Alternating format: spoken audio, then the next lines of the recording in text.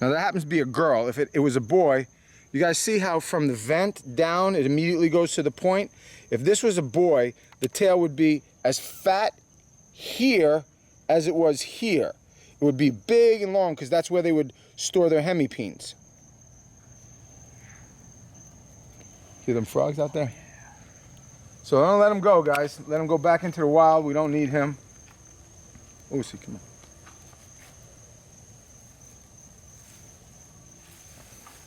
No, the other way. Down.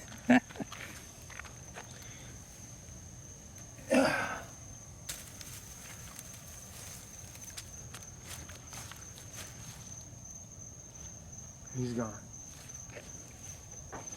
Well.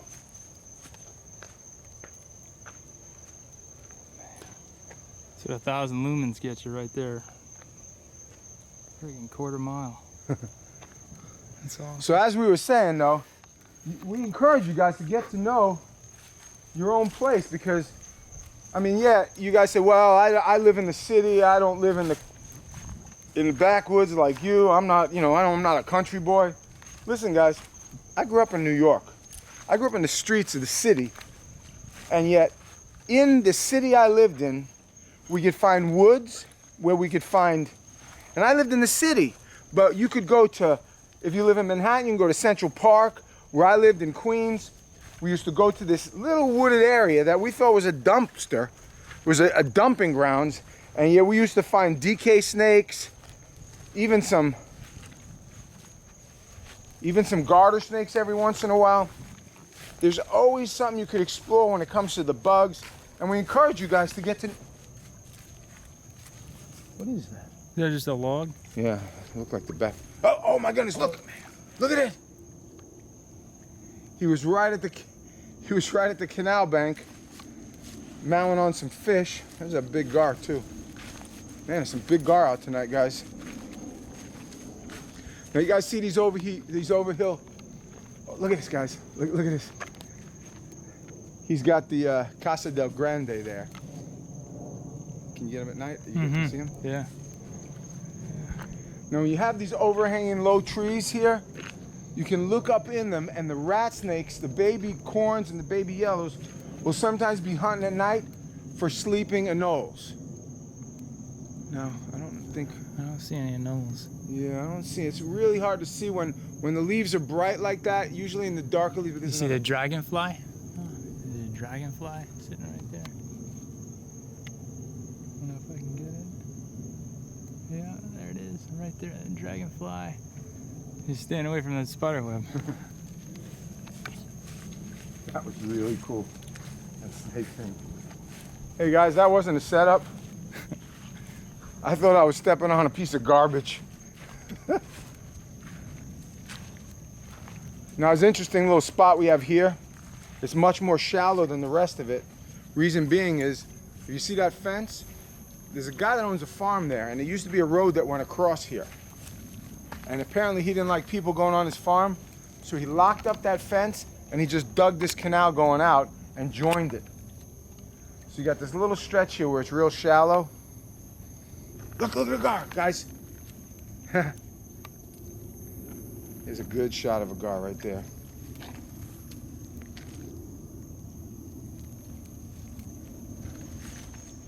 Now sometimes we come out here and instead of shining a light, oh guys! Look at a snapper! First one I've seen at night. Look at him.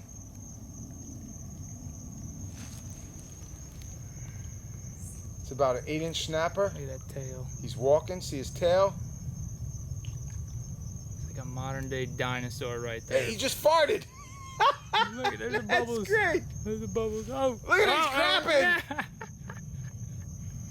he's crapping! Oh, that's my kind of guy.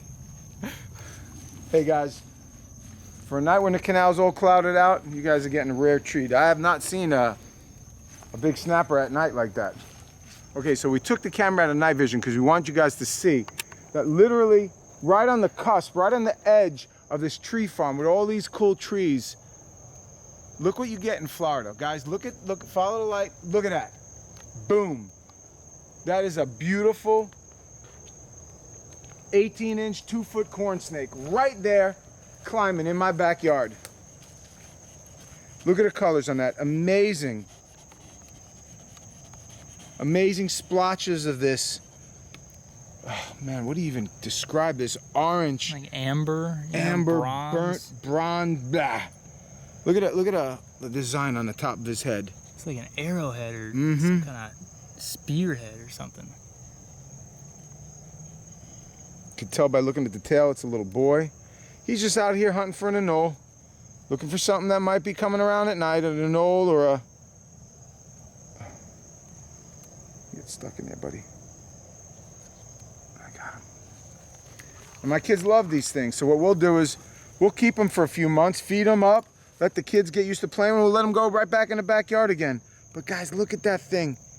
In my backyard, I just caught that snake. I don't regret moving out of New York, not one day. Not when I catch stuff like this. That is just amazing. Now to some of you guys out there, and you go to your local breeder, you go to your local store and you see like hundreds of corn snakes, man, I'm into that stuff too. I love that. What you can produce in the warehouse, what you can produce in your rack system, what you can produce in your cage, that's phenomenal. But man, we just caught this at a wild, man. That's what it's all about right there. Look at that again.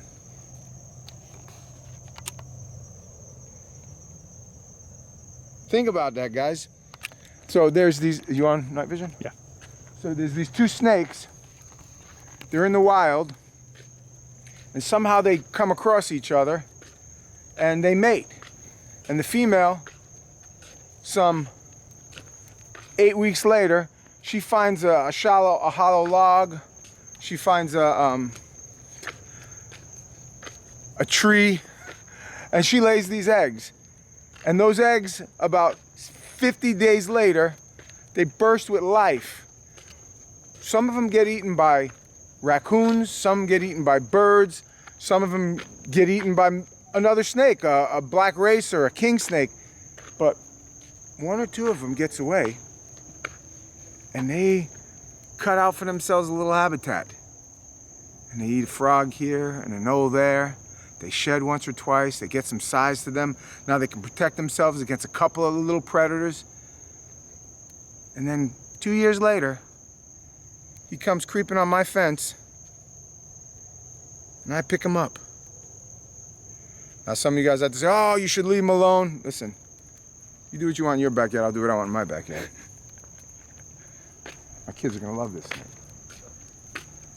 And Lucy don't want me to let her go. So I guess we're live. That's what I'm being told. Let me check this out. I'm gonna do a quick refresh. See if my beautiful face is on here. Holy crap, look at that. What a beautiful mug. Oh, I'm so in love with myself. So let's take a look at last week. The boss thought it'd be a good question to ask if what would your favorite dwarf animal be. Anyways, what do we got here? Crap. My favorite dwarf reptile at the moment is over a foot long, but it's still a dwarf. A Cuvier's dwarf caiman that came from Harry's Got Geckos. Good job actually answering the question. I won't beat you up for your punctuation mishaps, but we won't worry about that. In any case, I like the Cuvier's dwarf caiman as well. It's a pretty cool animal. Even though they are considered a quote-unquote dwarf caiman, don't forget, guys, that they do get pretty big. We get people all the time, oh, send me a caiman, send me this dwarf caiman, they're so friggin' cool, I gotta have one. Are you looking up my nose? You're getting awfully close. Alright, thank you, back up. Anyways, keep in mind, these animals get like 4 or 5 foot, and they eat lots of animals, like rodents and fish, and they're hard to take care of, and you need lots of space. So it's not an animal you could just stick in a fish tank. Don't be a moron, alright? Be nice to your animals, or Moody Booty might come pay you a visit and stomp a mud hole in your butt, I don't know. Let's keep going. Alright, what do we got here? Blah, blah. Love the videos, keep it up. You mean you love Moody Booty, of course. That's who you love. You love Moody. Mike, I know you love me. Anyways, what do you got here? I would say pygmy chameleons, aka Marshall Dwarf Chameleon. Literally the size of a fingernail at birth. That's pretty freaking cool. I've had boogers bigger than that. Alright, what else we got? A lot of dwarf retic fans out there. Cordelis, by the way, I like the show and the people in it. Of course you do, Love Vision. If that's a Loki Vision, I thought it said Love Vision. You should have gone with Love Vision. Loki Vision sounds weird. Alright, so what else can we find here? My favorite dwarf reptile, Rankin's bearded dragon. Reticulated pythons are the best in my opinion. Best lizard is a blue or green alligator lizard because they look like real dragons. I got into reptiles from my love for martial arts and Japanese culture. Uh-oh, we got one of those anime nerds, it sounds like. Such as dragons. He liked Dragon Ball Z, in other words. I believe that the original Asian dragons were a large snake, such as a reticulated python, when it still had small legs attached to it. I don't think reticulated pythons ever had small legs attached to them. Unless I'm not hip to biology. Yeah, I think it's different in the Asian culture, you know? Maybe. I think it's probably a type of morph, you know? Yeah. I think this guy watched too many of those Japanese cartoons and got a little fantasizeical with it. I don't know if that's a word, but I'll use it. That was Gabriella Spurgative. Oh my crap, what is that? Oh well, you'll get 5 UGR bucks too. I hope you guys remember this, because I'm just giving out free crap. My last contest comment winner, I gotta find one more for giveaway 5 UGR bucks, is this guy, Fisher Firth. He said his favorite animal is a dwarf hamster. Now this is why you win, not because it's in any way funny, but it brings out these great memories. You guys remember that really ugly guy? What was his name? Something Ned. I used to ruin his life all the time. Old Ned. Old Ned? Is that Ned. it? Old Ned. Inbred Ned. Inbred Ned. Yeah, inbred. Anyways, we used to get those in every once in a while, and I would take one. Excuse me. I would take one, and I would attach it to his arm when he wasn't looking, and they would bite on. They were mean as crap, and that's why I loved them, and that's why you're gonna get 5 UGR bucks, because they would bite the crap out of Inbred Ned, just the way I like it. Anyways, get out of here. I'm tired of you guys. This show's over, and man, this friggin' mask is hot. Peace. Go. That's 20 Minutes Underground. We appreciate you guys watching. Please come back and see us again real soon. As always, we appreciate you because everything that we do is to keep you guys watching because we love having you. Please keep an eye on our live broadcast now that we're doing on Facebook and Periscope. We're getting all high tech. Drew's bringing us into the 21st century. This week's question of the week is, what is the worst roadkill you've ever seen? The reason I'm asking is one time I was driving down the street. There's an area called Snake Road down here in South Florida, right by the Miccosukee tribe. And I'm driving down and I see this big snake crossing the road and this car in front of me runs it over. I'm telling you, the car was 2 lengths in front of me. And it is a 6.5-foot indigo with a red chin, 25% of his body, and I picked it up and it was limp and lifeless in my hands. I was so disgusted in life. I wanted to follow that guy and track him down and kill his whole family. I was so upset. Obviously I did not do that because I couldn't find him. I took the snake and I put it in the back of my car, and that's somebody sneaking up on me. It's all those nutshot paranoias coming back. Where's Austin? Okay. So I put the snake in the back of my car, and like a half hour later, these little fluke worms started coming out everywhere. I didn't know at the time that indigos were such dirty animals that they eat everything and they're loaded with worms.